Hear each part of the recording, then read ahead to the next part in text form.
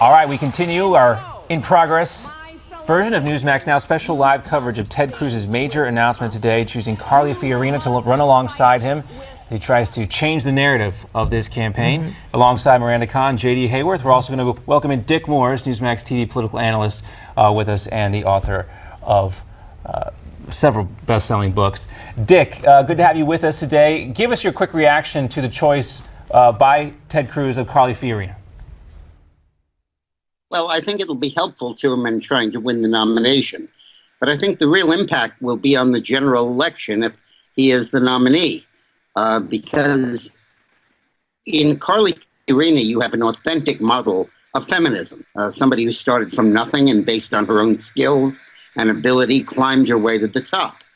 With Hillary, you have an inauthentic model where everything she ever did was piggybacked on the back of her husband, from her law firm to the first lady as governor, to first lady of the country, to the Senate seat, to Secretary of State. None of that would have been possible if Bill Clinton had not lifted her up. Now, Dick, you mentioned Carly Fiorina had nobody to lift her up. You mentioned the general election. I think that it's important that in the general election, the Republicans nominate a woman, because there are a whole lot of people that are not that don't want to vote for Hillary, but want to see history be made.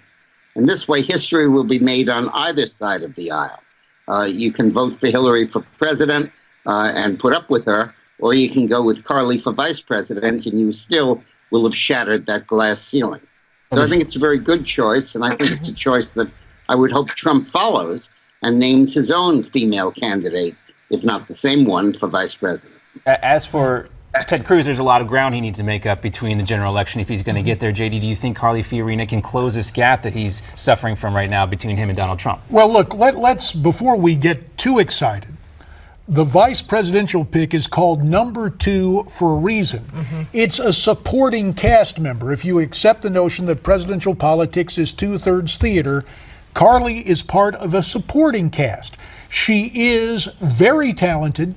Dick talked about her biography. We saw her in those early debates. Yes, she can help, but ultimately, when voters go in to pick, they're picking the president. The vice president is the number 2 consideration, quite literally.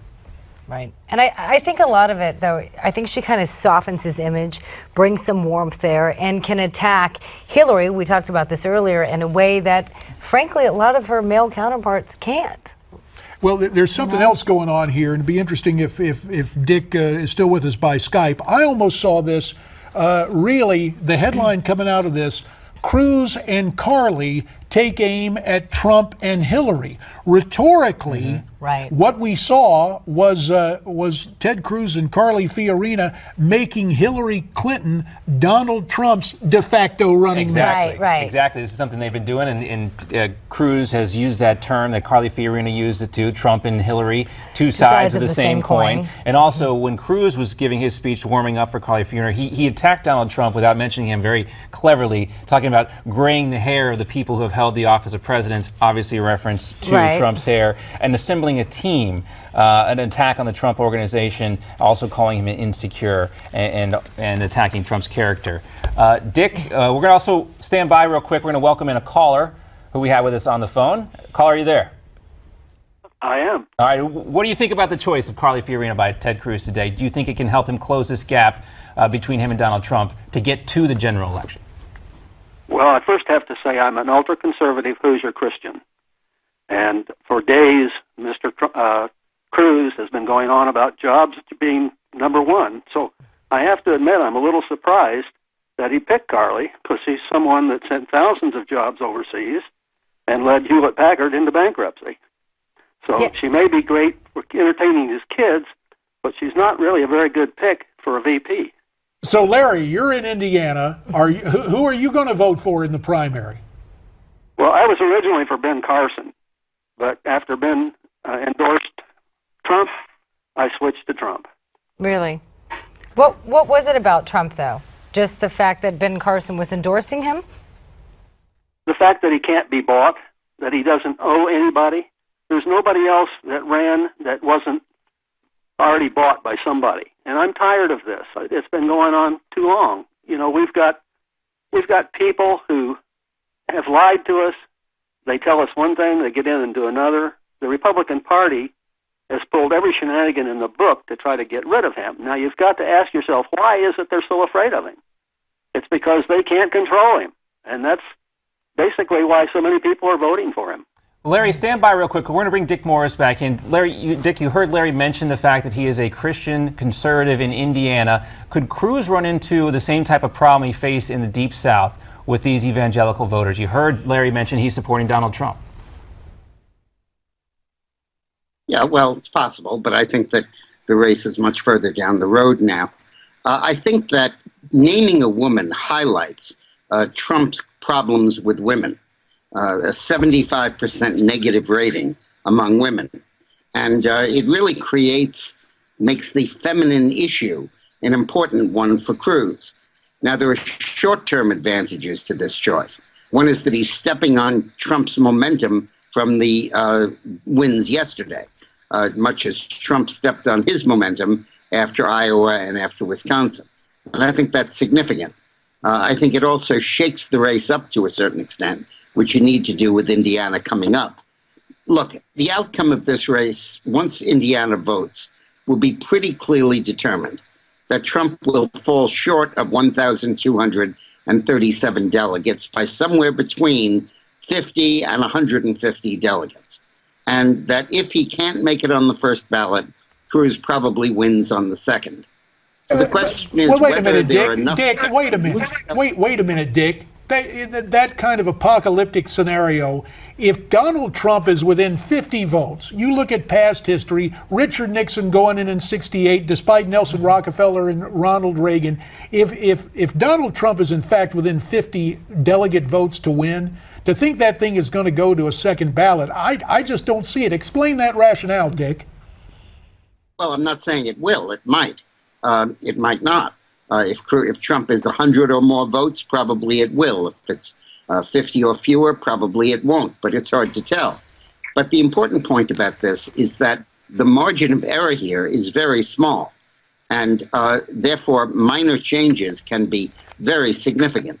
Trump has to win a majority of California. He has to he has to do very well in Indiana. He has to win Nebraska. And most of those are not likely to happen. And will the delegates then come over to Trump? Well, the whole party is going to be working to see that they don't. So we'll see how it turns out.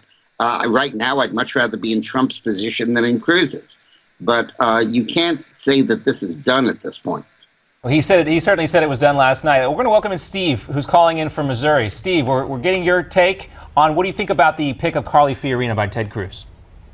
I don't like it. I don't know. I didn't hear him say one thing about illegal immigration, the people coming into this country, killing us, raping our citizens, and, taking our jobs. And, they didn't say one thing about that. I'm just tired of these politicians, that just letting all this go on. So Steve, you're a Trump supporter, I'm guessing, from your comment there. Yes, I am. And there's nothing that would change your mind at this point. Do you guys feel that that's the same thing with a lot of voters? Their minds are already made up, and that no matter who Ted Cruz would pick on the stage, their minds are made up? Well, listen, Steve's from the show me state, and here is the difference, and I think Dick Morris would agree with us. Donald Trump, in stark contrast to professional politicians, came out and said, we have a problem on the border, we have a problem with illegal immigration. It is worth noting, Carly Fiorina, in her race for the Senate, kind of took the John McCain 2008 approach, the Chamber of Commerce approach, and it ain't working. And when Steve failed to hear that, as a show me state guy, to him that's the evidence that suddenly illegal immigration is on the back burner. What's your take on that, Dick? We got about a minute left in the segment.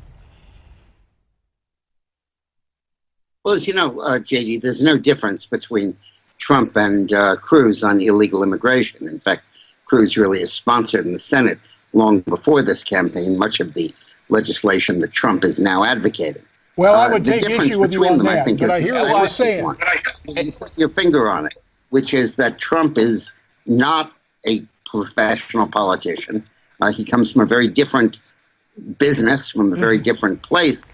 And therefore he attracts support that Cruz does not.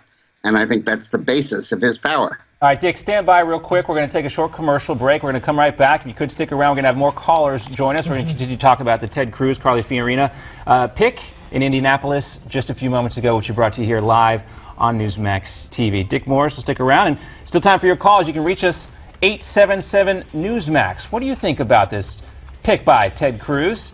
Will it actually help him in Indiana? Dick Morris will stick around as well. If you can ask him, he'll be joining us.